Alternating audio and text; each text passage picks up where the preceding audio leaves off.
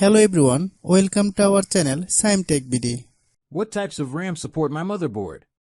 When it comes to RAM and motherboard compatibility, things can get a bit tricky.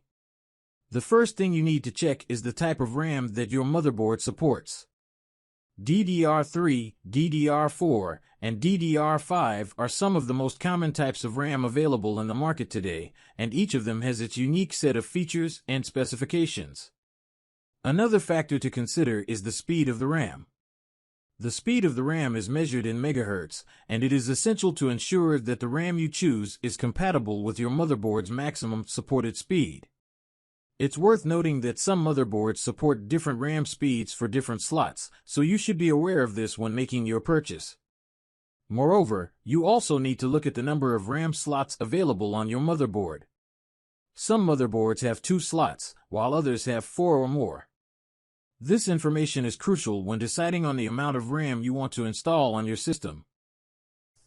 If you have any problem, you can comment us.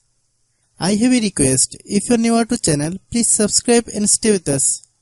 By watching my tutorial for more tech videos, you can subscribe.